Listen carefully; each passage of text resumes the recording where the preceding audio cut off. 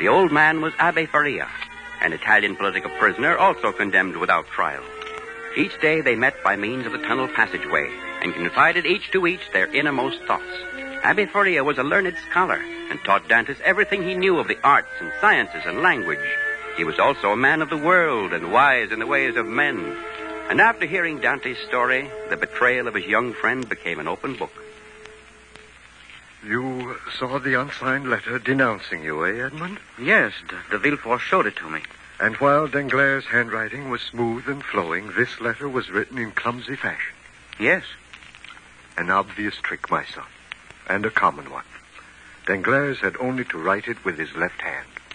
Fernand, of course, was working with him. He had a good motive to be rid of you, namely Mercedes. And you say you saw them together often, with their heads very close. Yes, Abbe. There's no doubt in my mind that those two betrayed me. There's only one thing that's not clear to me now. And what is that, Edmund? The action of de Villefort. He had promised to set me free. Yet, as soon as he saw the letter I was carrying, he deceived me, abducted me, and had me imprisoned here. To whom was the letter addressed? Perhaps that would give us a clue, since you do not know what was in it. Why, to Monsieur Noirtier.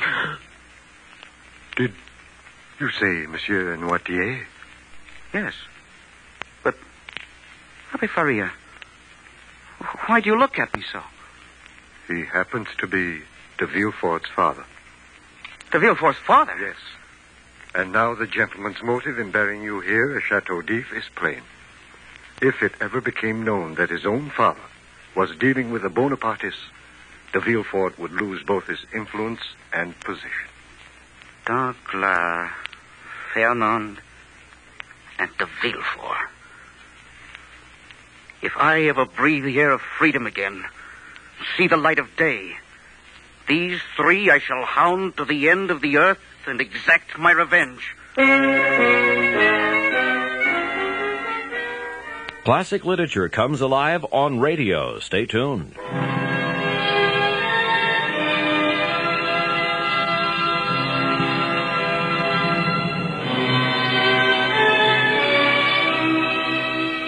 Welcome. This is the Golden Age of Radio Theater. My name is Victor Ives, and we're going to turn back the clock now to relive the golden moments of radio's yesteryear and bring you the greatest radio shows of all time. This time on the Golden Age of Radio Theater, the story of the Count of Monte Cristo. Actually, what we're going to do is bring you 2 episodes from the Playhouse of Favorites series concerning the Count of Monte Cristo. The first half hour was originally released as The Escape, and the second half hour, The Revenge. We're going to bring them together at the same time in case someone couldn't listen next time we're on the air. So we bring you now from a syndicated series entitled The Playhouse of Favorites, the story of the Count of Monte Cristo. From its place on the shelf of immortal romantic classics, we take down the Count of Monte Cristo and raise the curtain on a story of treachery so great that it plants the seed of a terrible revenge.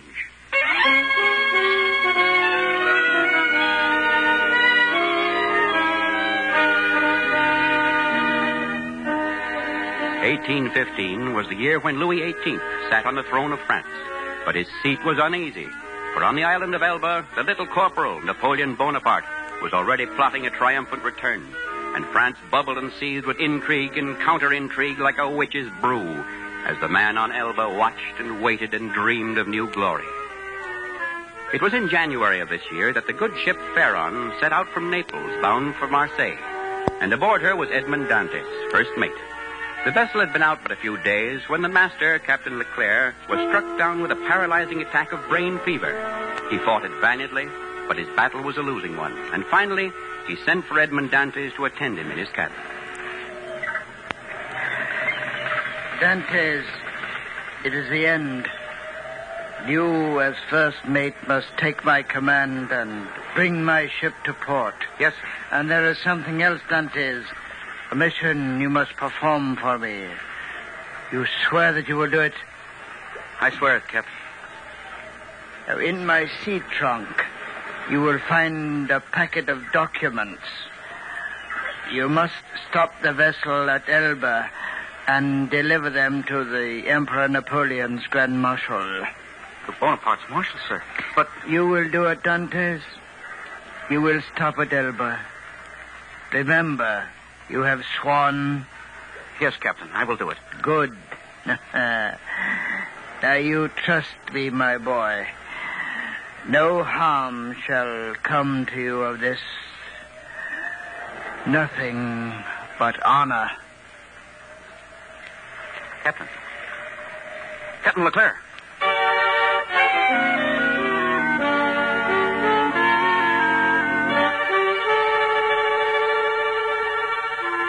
Thus, Edmond Dantes stopped the vessel at Porto Ferrajo, off the island of Elba, and carried out Captain Leclerc's mysterious mission.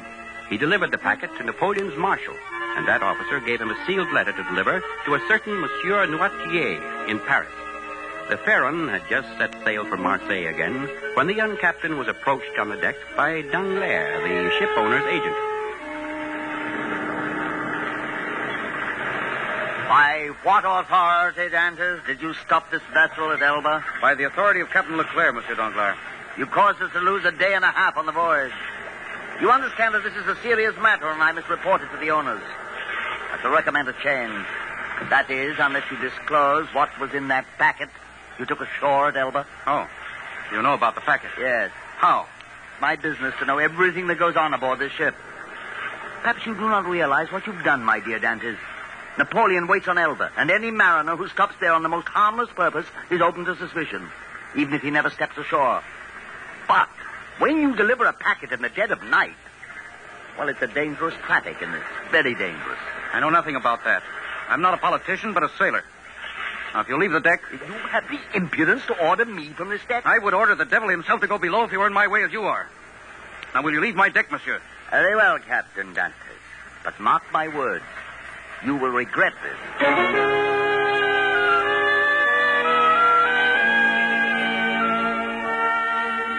Danglars did everything in his power to depose Dantes, but the owners stood firm. They liked the young man and thought highly of his seamanship and kept him on as captain. This was one cause of joy for the young man, but there was another, a beautiful Catalan girl named Mercedes, who had promised to marry him when this voyage was done. But during the time that he'd been in Naples, a cousin of Mercedes, one Fernand, had been busy.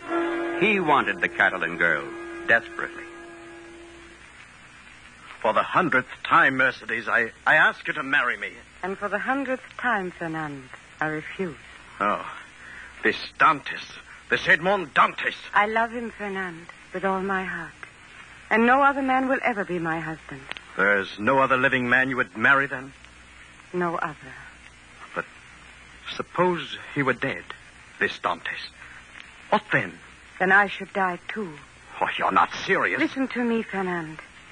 If anything should happen to Edmond Dantes, believe me, I would climb to the highest point of the Cape de Morgion and throw myself headlong from it. Mercedes, no. No, you wouldn't. If Dantes died, I would take care of you.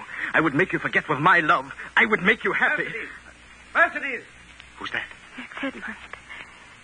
He's back. He's back. Mercedes, Oh, Edmond. you've no idea how hungry to hold you in my arms again. I feel your lips on mine again. Oh. Who's this gentleman? Oh, a friend of mine, Edmond. More than a friend. My cousin, Fernand. Indeed, I'm delighted. Of course, you'll come to our wedding, monsieur. Meanwhile, I regard you as my warm friend. Friend? I'm no friend of yours, Dantes. And I'll see you rot before I shake your hand. What? Fernand, wait, come back. I'll never give you up. Do you hear, Mercedes? I'll never give you up. You're listening to The Count of Monte Cristo on the Golden Age of Radio Theater. We'll continue in just a moment. Now, back to The Count of Monte Cristo. Thus, young Edmond Dantes, liked and respected by everybody else, now had two implacable enemies, the shrewd Danglars and the fiery Fernand. And it was not long before Danglars and Fernand met and found a community of interest in their hatred for the young sea captain. And so it happened that one day the two sat on the terrace of a cafe. More wine, Fernand? Yes. Yes, more wine. More wine. Good. Suppose our friend Dantes was sent to prison. To prison? Yes. For a long, long time. Yes, but how? How? Dantes has done nothing. Oh, you are wrong, my friend. I happen to know that he's a Bonapartist agent. In the pay of Napoleon? Without a doubt. I know the fact and circumstance. I know that at this moment he has a letter which he must deliver to a secret emissary in Paris. He doesn't know I know about the letter. What can we do then, Danglars? Tell me. What can we do? Patience, my friend. I'll show you. Garçon. Yes, monsieur. Bring pen and ink and paper, quickly. At once, monsieur. Now then, I will write a letter to the king's agent concerning Dante's treachery. Of course, I won't sign it. However, we may need someone to come forward and vouch for the letter in case the king's agent demands proof. I'll come forward. I'll denounce him myself. Good. Now, Fernand, you'll really have your revenge. Your paper and ink, monsieur. Very well. Now note, Fernand, I will write the denunciation with my left hand so that the writing will not be recognized. Let us begin.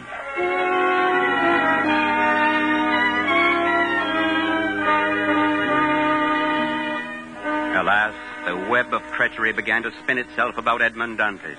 And that young man, oblivious to the plotting of hate-poisoned minds, danced at his betrothal feast with the lovely Mercedes.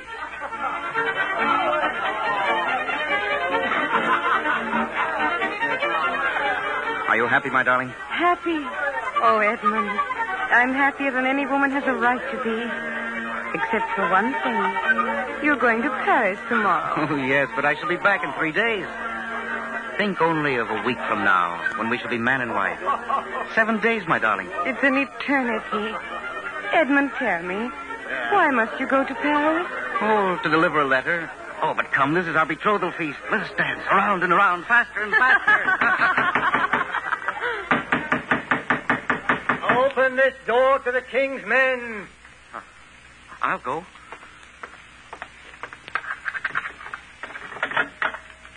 I seek one Edmond Dantes here. Where is he? Why, I am Edmond Dantes, Sergeant. Then I arrest you in the name of King Louis.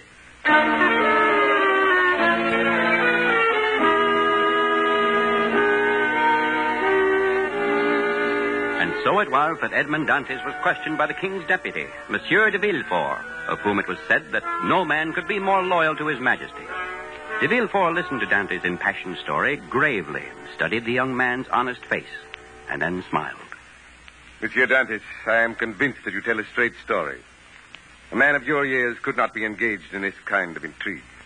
It is hardly possible. Then you believe I'm innocent? Without a doubt. Thank you, Monsieur de Villefort. I'm eternally grateful for your trust. Not at all, my friend. You may now go back to your bride-to-be. You are a free man. Again, my thanks, monsieur. I shall never forget what you have done. Oh, Monsieur Dantes. Yes? You have this letter? Yes, here in my pocket. To whom is it addressed? A man named Noirtier at Rue Coqueron. Noirtier? Did you say Noirtier? Yes. Give me the letter. Let me see it. But of course. Here it is.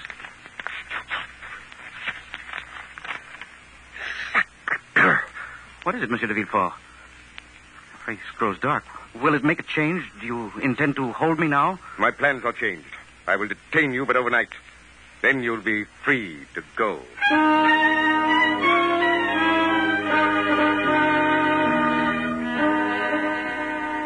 The next morning, Edmond Dantes was released. He was gratified to find that de Villefort had ordered a coach to bring him back to Mercedes, complete with military guards.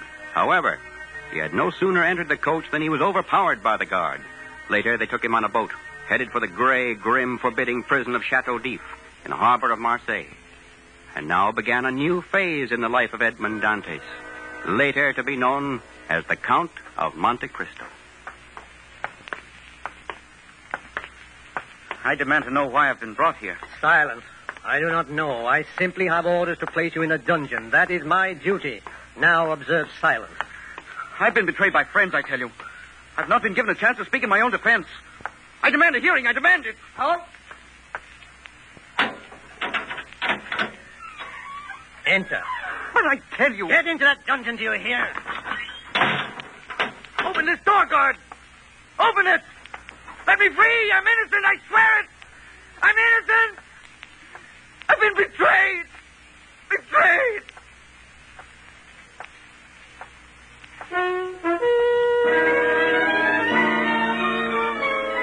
Our drama will continue on the Golden Age of Radio Theater after these words.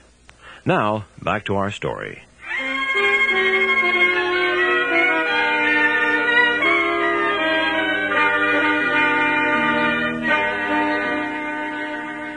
Alas for Edmond Dantes. He lost even his name and became only a number 34. The days passed into months, and the months into years. Years in which the dark, cold dungeon became his only home, and the curt voice of the jailer, the only human voice he heard.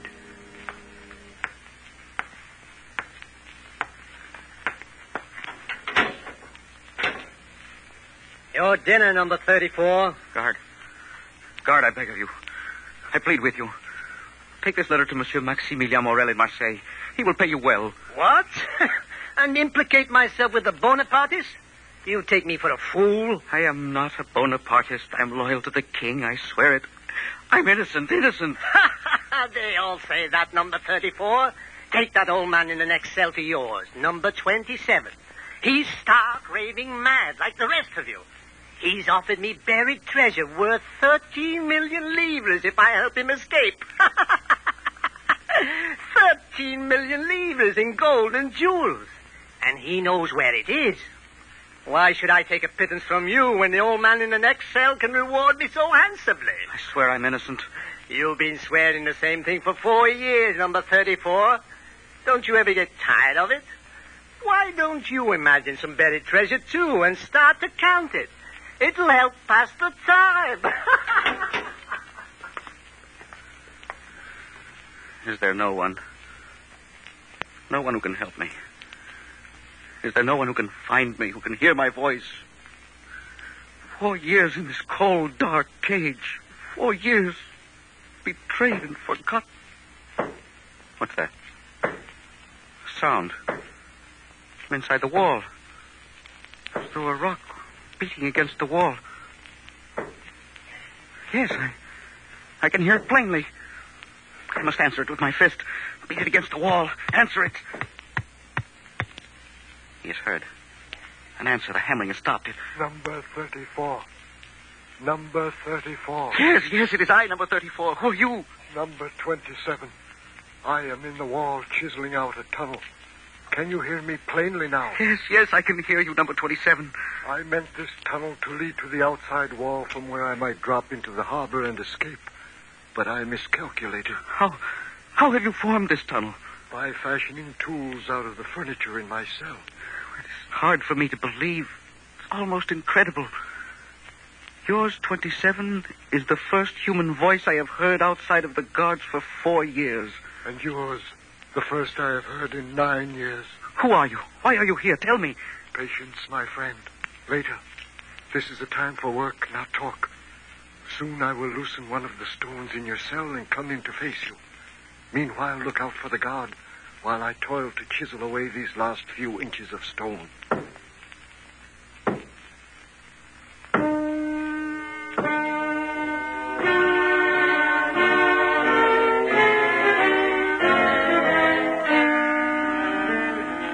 The time came at last. The stone loosened, and Dantes eagerly removed it. An old man wriggled through the passageway. Then the two forgotten men, number 34 and number 27, faced each other, tears streaming down their eyes, and embraced without a word. The old man was Abbe Faria, an Italian political prisoner also condemned without trial. Each day they met by means of the tunnel passageway and confided each to each their innermost thoughts. Abbe Faria was a learned scholar and taught Dantes everything he knew of the arts and sciences and language. He was also a man of the world and wise in the ways of men. And after hearing Dante's story, the betrayal of his young friend became an open book. You saw the unsigned letter denouncing you, Edmond? Yes, de Villefort showed it to me. And while Danglars' handwriting was smooth and flowing, this letter was written in clumsy fashion. Yes.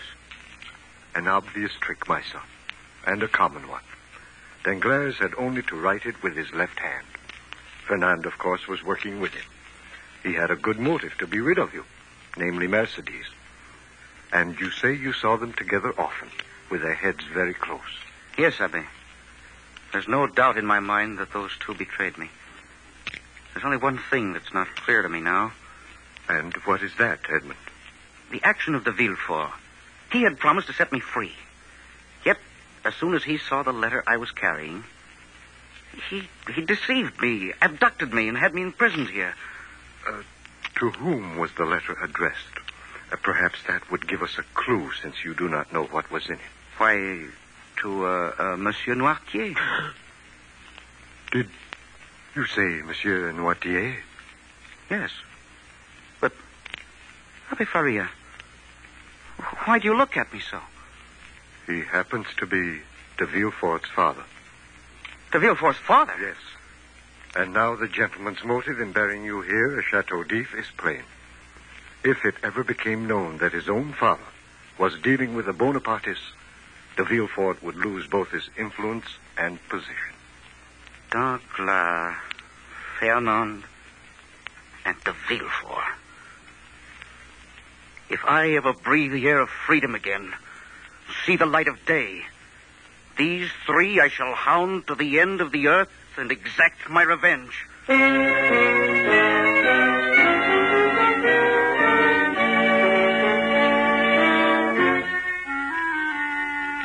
The years passed. The two men spent every hour they could together while the guard was away and plotted to escape. They began a tunnel then in the 14th year of Edmond Dante's imprisonment. Furiously they worked day and night, and then, when they were halfway to success, Abbe Faria had a stroke that left him dying. Edmond, my son.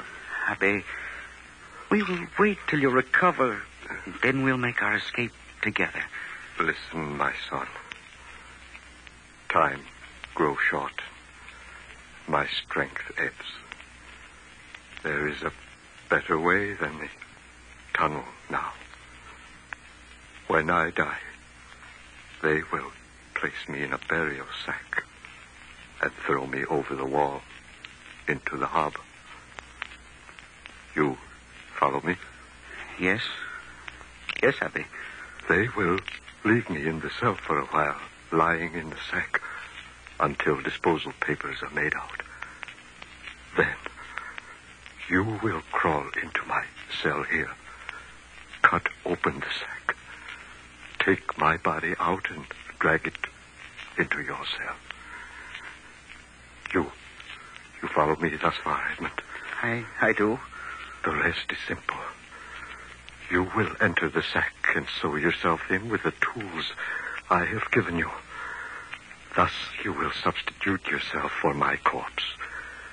Once underwater, you can cut your way out of the sack with your knife and thus escape. It will be dangerous, but you will have a chance for freedom. Is it clear, my son?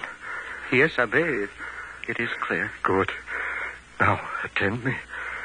You have a mission in life. Yes. Revenge upon those who betrayed me. You will need money. I know where there is a great treasure buried. It is too long a story now. But hear this. There are 13 million livres buried on the Isle of Monte Cristo. Monte Cristo? Yes, in a certain grotto there. Listen now, and commit to memory these instructions.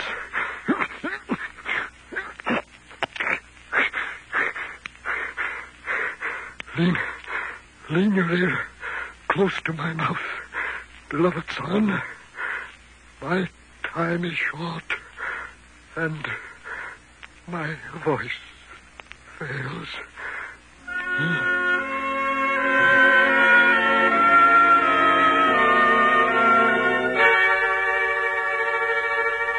Many months later, a small vessel hove to off a tiny island called Monte Cristo.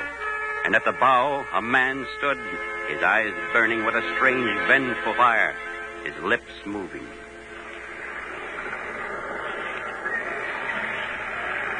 Now I'm free. Soon I will be rich. But it will not be enough. Revenge. Revenge upon the three who betrayed me. Danglars, Fernand de Villefort. For the treasures of Monte Cristo, the world is mine.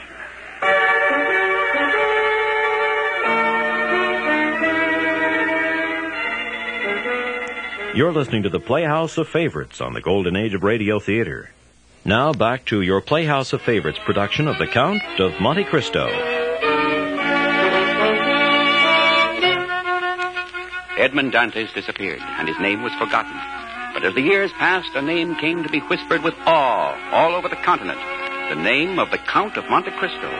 Here was a nobleman of fabulous wealth, of dark mystery, a citizen of the world claiming allegiance to no one place. Here was a man whom great ladies adored from afar, whom princes and potentates respected, and before whom the wealthiest bankers bowed. Yet none could pierce the mysterious shroud of his background, not even Ide, the beautiful Greek girl whom he purchased as a slave in the marketplace. And now the year is 1838, and the place is Monte Cristo's palace in Naples. May I speak, Master? Huh? Oh, what is it, Heidi? Your emissary to Paris has just arrived and awaits an audience. Oh, good. Bid him enter. Your wish is my life, Master. Greetings, Master. Ah, Guido. You come from Paris. You've completed your mission? Yes, as you directed. I have investigated all three of the gentlemen. Then speak. With which shall I begin? De Villefort. He is now the king's attorney for all of Paris, and high in the favor of the court. And the details of his private life? I investigated thoroughly, Master. They are above reproach. All except one. Look upon these documents. Excellent. Who knows? Perhaps these may lead us to the Achilles heel of our friend, the king's attorney. And now, what of the ship's agent, Danglars? He has risen high, Master. He is now a millionaire banker in Paris with the title of Baron. Ah? And the fisherman, Fernand? He won a fortune in the Greek War of Independence. Now he lives in Paris and boasts of a title, the Comte de Morcerf. And of course there is the lovely Countess Mercedes de Morcerf and her son Albert. Did you say her name was Mercedes, Guido? Why, yes. Mercedes. Oh, so that villain did steal you from me while I languished in prison. You have done well, Guido. Now leave me and bid Ide enter. At once, Master. De Villefort. Baron Danglars. Count of Morcerf. It's a long time since we have met. A long, long time. You summoned me, Master? Yes. Prepare my entourage for a journey. We leave tomorrow night. And where shall we journey, Master? To Paris. We journey to Paris.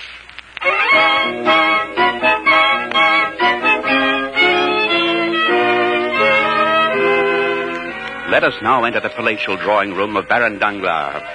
Some weeks have elapsed. The Baron is pacing around expectantly, and his aristocratic wife, the Baroness, watches him silently as the Count of Monte Cristo enters. Baron Danglars? Yes. This is my wife, the Baroness. Charmed, madame. Charmed indeed. Now I understand. Understand what, Countess? Why the ladies of Paris find you so interesting. Oh, thank you. But I am new here and therefore of some curiosity. When they really discover me, they will shun me like the plague. Shall we get down to business, Count? Oh, by all means, Baron. My business is very brief. You are a banker, and since I expect to be in Paris for a time, I shall require unlimited credit. Of course, you've already received a letter of advice on me from Thompson and French in Rome. Yes, a very good banking house and highly solvent. Naturally, I should be very happy to represent you in Paris, Count. Good. However, you ask for unlimited credit. Just what does that mean? Just what it implies. Unlimited. Say, 1 million francs? 1 million? My dear Baron, you jest. This sum's a mere trifle. I shall require 5 or 6 at the very least. 5 or 6 million? But of course, 1 million. Why, my dear Baron, I'm in the habit of carrying that sum in my purse. See, look for yourself. Come, Henri. You do not usually delay this long. No, but 5 or 6 million, it's fantastic. Is it? Then perhaps I had better open an account somewhere else. Oh, no, Count. Stay. I be very glad to accommodate you. Good. I'm glad that we have come to terms.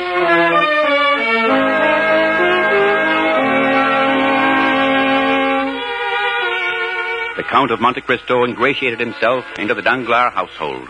Soon he was intimate with the financial affairs of the Baron, and particularly his dealing in Spanish stocks. And then came a day when the Count paid a visit to the telegraph signal office in the suburbs of Paris, which served all the capital.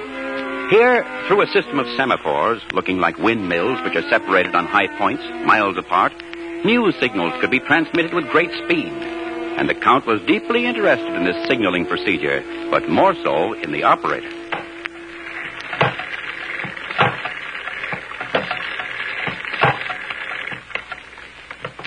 There. You see, monsieur, I have signaled a message. It will be caught up at each semaphore station and thus relayed to the Ministry of the Interior in Paris. From there, the information goes directly to the bourse. Fascinating pursuit indeed. Tell me, my man, what do they pay you for this important work? 1,000 francs a year. Only 1,000? It's a paltry sum. True. Barely enough on which to live. However, I am entitled to a pension of 500 francs a year when I retire. Do you think you could retire on 15,000 francs? 15,000? Oh, monsieur, you jest. On the contrary. I have a message I want you to transmit to Paris in place of this regular Spanish financial communication. I'm willing to pay you 25,000 francs. 25,000 francs? Sacre bleu. Oh, you have the money here? In my purse. Here. Very well, monsieur, very well. It is a bargain. Give me your message.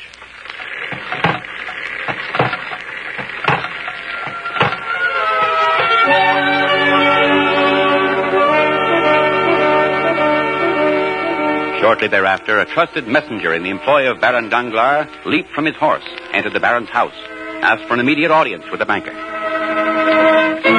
Well, Debray, what is it? Seem to have been in some hurry. Yes, Baron, and with good reason. I've just come from the Ministry of Interior. There has been terrible news over the telegraph. Well, what is it? Speak up, man. The king has returned to Spain, and even now there's a revolution in Barcelona. Revolution in Barcelona? Oh, you must be wrong, Debray. I've millions in Spanish shares. Millions, I tell you. They'll be worthless now. Yes, sell them, Baron. Sell them at any cost before the news reaches the bourse. Otherwise... Yes. Go to the bourse at once. Quick, man. Instruct my agent there to unload every share of Spanish stock I own.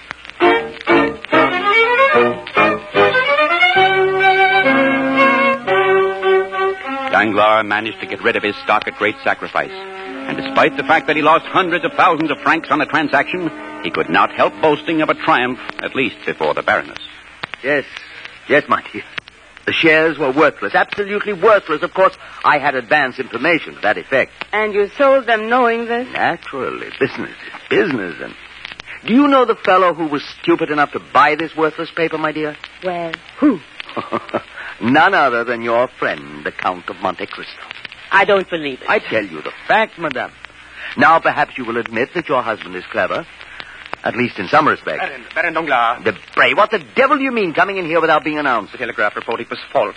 Do you understand, Baron? There was a mistake. The fog, the operator took the message wrong. What? Yes, I've just come from the bourse. The King of Spain is still in exile. The Spanish shares you sold to the Count of Monte Cristo have risen to the sky on the wave of a new confidence.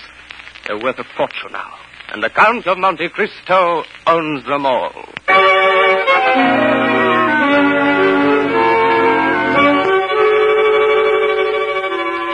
And so it went.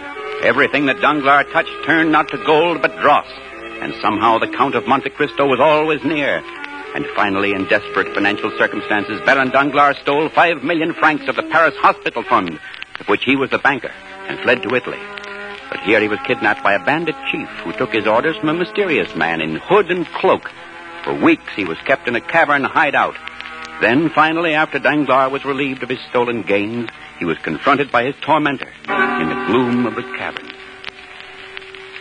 Well, Baron, it is the end at last.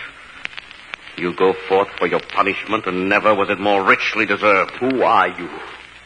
What is that face behind the hood? I shall remove it, Baron, and you shall look hard and long. Why, it's the Count of Monte Cristo. But why have you hounded? Why have you pursued me here? Why have you ruined me? Look well upon my face, Danglars. Look hard and well. This face was young once. The face of youth with sublime faith in the goodness of mankind. 14 years in the dungeon of Chateau d'If changed all that. No, it cannot be. But it can, and it is. Then you are Edmond Dantes? Yes, Danglars. I am Edmond Dantes, returned from the grave for revenge. You are the first to feel my avenging wrath. But there are 2 others who must suffer before I can rest again.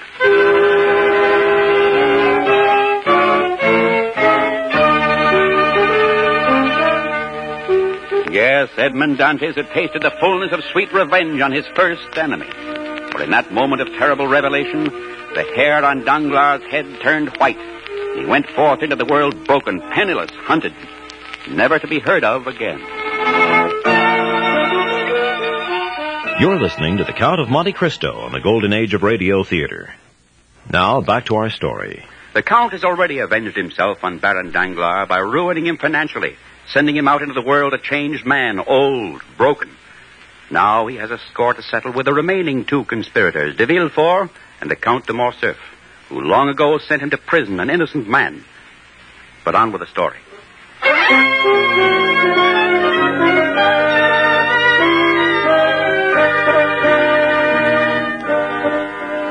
All Paris, and all Europe for that matter, was still abuzz with the ruin and disappearance of Baron Danglars. But in the king's court, de Villefort, the prosecutor, was unruffled. His business was to send criminals to the guillotine, and this he did with unflagging zeal. And it so happened that the next poor wretch he was to prosecute was one Benedetto, whom Monte Cristo had hired to pose as a bogus Italian nobleman and pay court to Danglars' daughter. But Benedetto had killed a man in wrath. The day of his trial came, and the courtroom was crowded, for de Villefort was a magnet. No other king's attorney in France was so harsh, so pitiless, so thorough in his persecution. Now he stood at the bench and pointed at the haggard prisoner in the dock, while from a rear seat a richly dressed nobleman watched with the greatest of interest. And so, Monsieur le President, this wretch struck and killed. The blood, the sacred blood of a Frenchman spilled and stained the gutter. So, for this evil being, for this wretched monster, I demand what the law of France requires. Retribution. Revenge for the cold and dead. In short, the guillotine. Order in the court. The prisoner now has the right to speak in his own defense. Monsieur le Président, the King's attorney has spoken truth. I have been forger, thief, and now assassin. But this career of crime might not have been. Long ago, my father married a simple country girl, then fell in love with another of high estate. I was born of his first wife, but he did not want me. He took me from my mother's arms and buried me in the garden of our house, alive. The foul deed was seen, and I was dug up before I perished.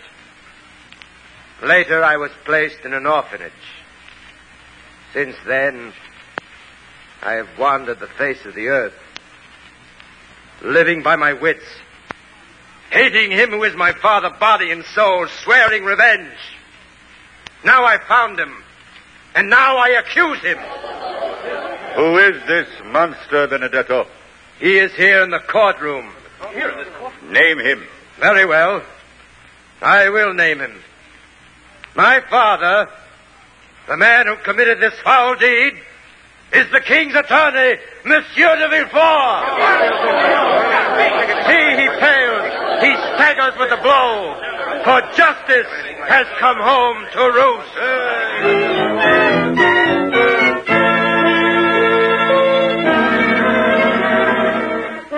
With this stunning revelation, de Villefort saw his whole position, his whole life come crashing down over his eyes. At last he went stark, raving mad. And now there was but one betrayer left before the quest of the Count of Monte Cristo was done. And that man was Fernand, the fisherman, now known as the Count de Morcerf. Shortly afterward, notices began to appear in the Parisian papers, hinting that Fernand Mondego had indeed treacherously sold out to Turkey and thus made his fortune.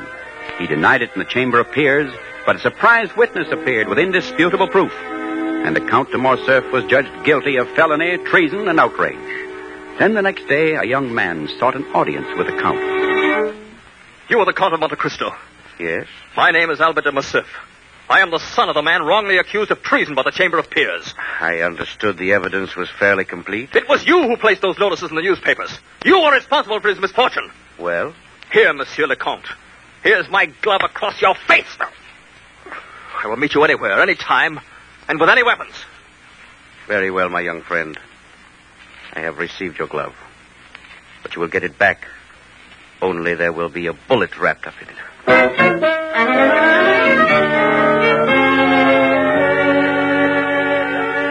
The Count of Monte Cristo was a crack shot and an expert swordsman. He had no doubt of his ability to send young de Morcerf into the hereafter with the greatest of ease, and even relished the idea of doing so. But late that night, he received a caller. Enter, madame. Edmond. I know my son Albert fights a duel with you tomorrow. You must spare Pardon, me. Madame de Morcerf. Why, what name did you call me? Edmond. I knew you the moment I laid eyes on you. Madame... Edmond, I beg of you. It is not Madame de Morcerf who comes to you now. It is Mercedes. I know of no one by that name now. To me, Madame, Mercedes is dead. Edmond, how can you say that?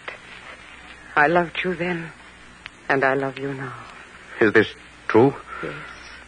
Yes, I swear it. Yet you married the man who conspired to send me to the dungeon of Chateau d'If for 14 years. Chateau d'If? 14 years? You mean Fernand sent you? No. No, that cannot be. Then you did not know? No. I knew nothing except that you had disappeared. I thought you dead. Edmond, did you think I would have married Fernand if I knew you still lived? Mercedes, if you knew how many times I uttered your name, frozen in the cold, crouched on the straw of my dungeon... Edmond, do you love me still? Let me say, I admire you greatly, respect you deeply, and assure you of my warm affection. Then I beg of you, take revenge on those who were guilty for your misfortune, but not on the innocent, not on my son. Mercedes. Edmond, you will spare Albert. You will not kill him. No. I promise you he will live. Thank God for your nobility, Edmond. And the duel will not go on after all. On the contrary, it will. What do you mean? Must go on. It is a question of honor. But if you spare Albert, Then, instead of your son's blood staining the ground, mine will flow. No. No, this must not happen. I love you both. And there must be a way to save you both from your madness. There must be a way. And I shall find it.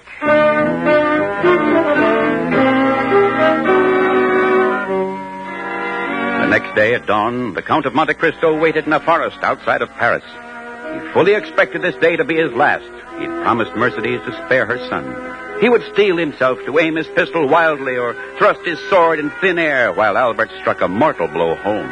For what is a duel but kill or be killed? And since he could not kill, then he must die. As the Count reflected this, a carriage approached rapidly up the forest road.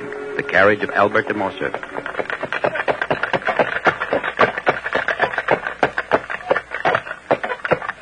Master, here comes de Morcerf.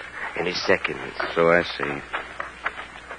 Count, last night I wanted to kill you. But this morning, I humbly repent. I've been a hasty fool, and I have come not to fight, but to apologize. Hey, what is it? I do not understand, de Morcerf. My mother told me everything. Mercedes told you everything? Yes. But I say to these gentlemen here that I proclaim it publicly. That which you did against my father was justified. And I, his son, can only thank you for not taking a more severe revenge. This is a brave deed you have done, de Morcerf. It takes courage to forego a duel once made. Perhaps. I am prepared to suffer the insinuations of others in a cause such as this. For your courage was greater than mine, Monte Cristo. You were prepared not to resist me, but to die.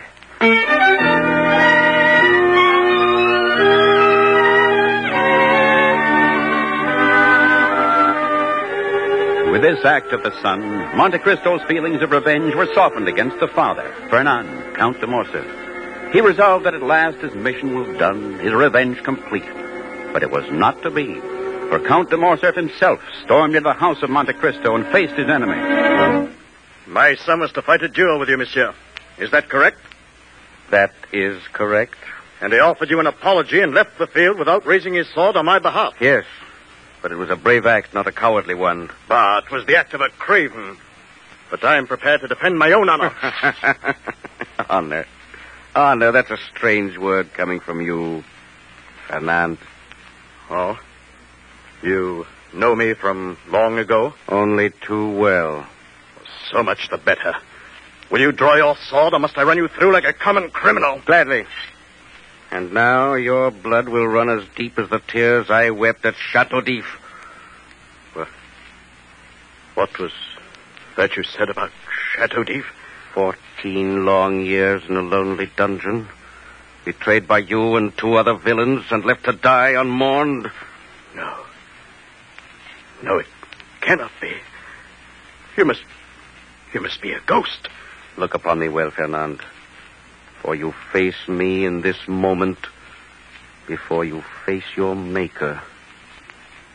Edmond Dantes. Edmond Dantes! Edmond Dantes! Return from the grave!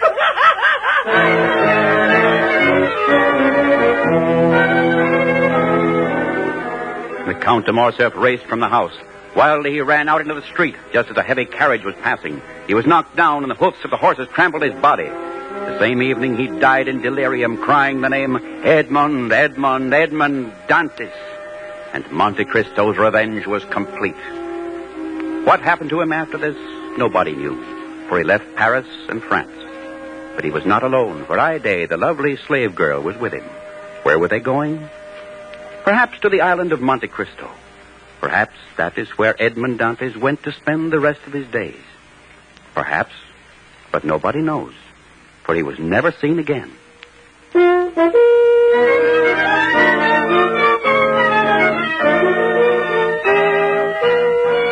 Actually, from 2 separate episodes of the Playhouse of Favorites, we've presented The Count of Monte Cristo on the golden age of radio theater. In just a moment, we'll be back to answer a listener from San Francisco, California, and a question about Al Pierce's gang.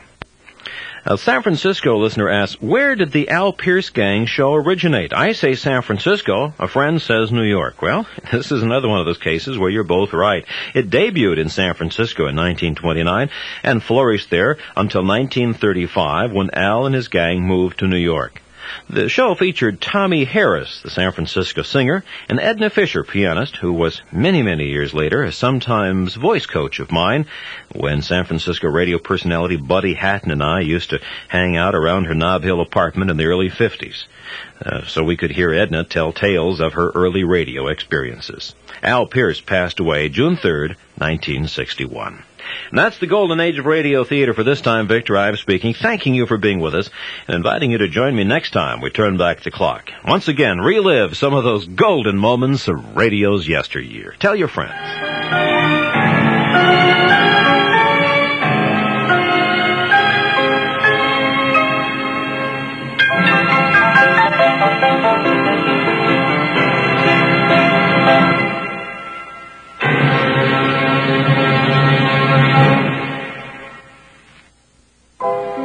For a copy of today's program, call 1-800-326-0296 and refer to show number 33.